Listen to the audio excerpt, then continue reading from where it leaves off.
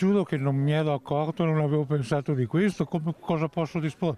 Che non me ne frega niente. Il tocco frizzante alla giornata, anche se detto con fare sornione, lo mette Giancarlo Galan al suo arrivo. Tabaro nero, sorriso smagliante, cerca di non commentare, ma poi lui, che è il passato remoto di Palazzo Balbi, sgancia il suo giudizio sul passato prossimo e sul presente della regione.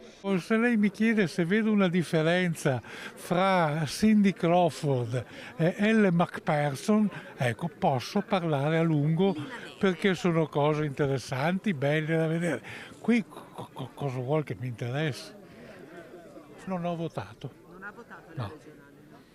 Se avessi votato, no, non ho votato per quello, perché avrei dato un voto a Bui perché mi è simpatico. L'ex Doge è tra i protagonisti della 32esima edizione della Magna Porcazio, l'appuntamento annuale organizzato in un ristorante di Campo San Martino dall'ex presidente del Consiglio regionale Clodovaldo Ruffato. Posso dire che abbiamo il numero legale tra scaduti o vecchi e nuovi consiglieri regionali, possiamo fare un consiglio regionale perché abbiamo già raggiunto e superato il numero legale. Anni di politica bipartisan riuniti attorno ad un tavolo per omaggiare la tradizione contadina del maiale. Si sa che il cibo unisce e il convivio contribuisce a tracciare nuove alleanze e rafforzare vecchie amicizie al di là degli schieramenti politici. Ma la parte da leone la fanno ancora una volta i protagonisti di un passato che sembra lontano ma che ancora dice la sua sugli equilibri del centrodestra e nemmeno velatamente risparmia fondi alla razzaia appena conclusa.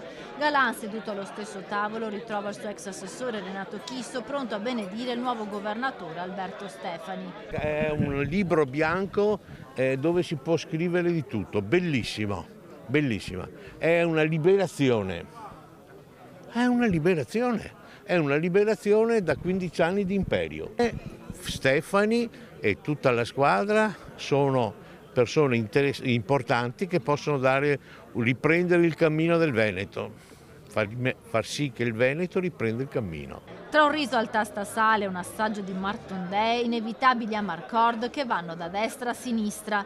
Qui si mischiano i partiti, le idee politiche, ma è per quello il bello, cioè che si discute anche fra, diciamo, chi ha idee diverse e si cerca di lavorare per il bene collettivo della gente. Dal comunista Pettenò all'europarlamentare della Lega Toni Darè, seduto vicino Roberto Marcato, arrivano i neoassessori regionali Elisa Venturini e Dario Bond. Il clima è sempre bello, sempre lo stesso, ci si ritrova in un momento dove in qualche maniera si fa festa, ma nello stesso tempo c'è tanta solidarietà sotto e quindi la voglia comunque di poter contribuire. Tanta tradizione, c'è tanta cultura veneta, c'è tanta voglia di stare insieme e c'è anche un buon mangiare veneto ed è una sorta di tributo all'agricoltura della nostra grande regione. Sfilano consiglieri regionali, provinciali, sindaci, nutrita la presenza dei leghisti. Si vede Enoch Soranzo per Fratelli d'Italia, Mirko Patron per Forza Italia. Mancano i big Flavio Tosi e Luca De Carlo. Tra battute e pacche sulle spalle, il tempo per la beneficenza con il ricavato della giornata devoluto alla Città della Speranza.